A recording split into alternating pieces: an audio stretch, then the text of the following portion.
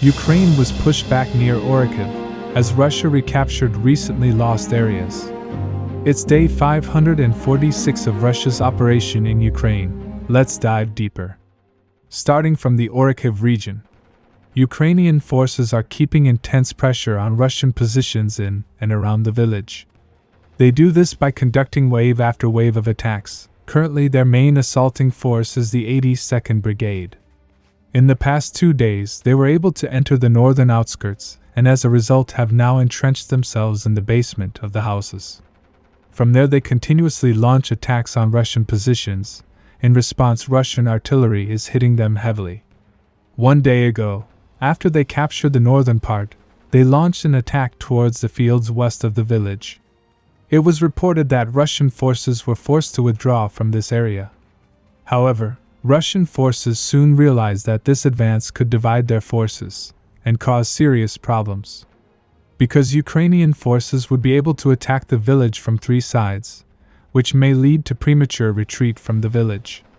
So Russian forces decided to send reinforcements. After regrouping, they launched a counterattack in order to take back lost areas. As a result of the attack, they were successful in recapturing all the lost areas, including the small area at the city center. Sources say Russian forces are not counterattacking further.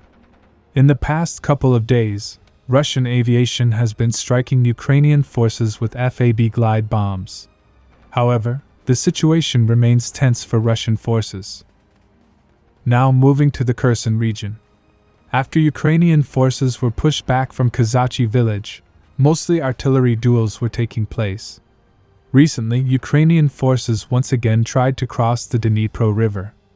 Latest reports say 2 Ukrainian boats carrying 5 people each tried to cross the river.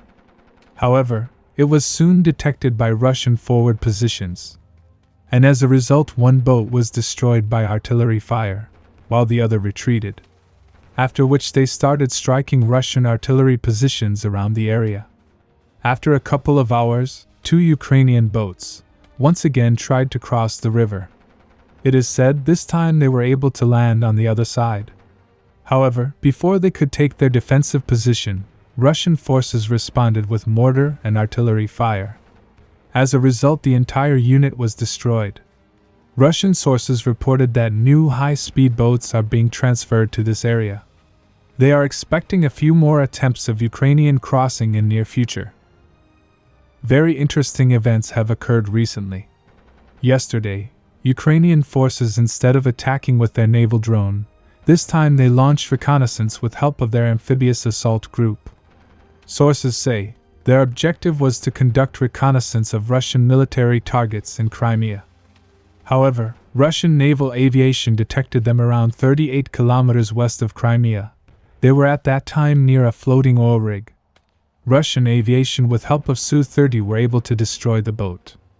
After a couple of hours, another Ukrainian reconnaissance group was detected. This time they were east of Snake Island.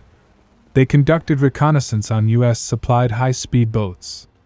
However, this time Russian MiG-29 was able to destroy the boat. The Russian Ministry of Defense has shared videos of this operation. Many sources say Ukrainian forces are using these oil rigs for their military use, and these reconnaissance boats were in fact transferring personnel and equipment to these rigs. In addition, 2 UAV, Reaper and Bayraktar of unknown origin, were conducting reconnaissance of Russian positions. In response, Russians scrambled 2 Russian fighters. As a result, UAVs changed their direction and left the area.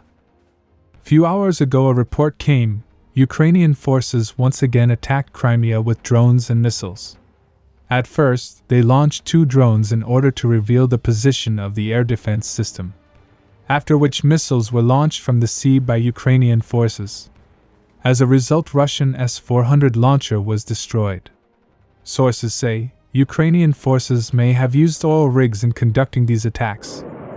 Subscribe for more frontline updates.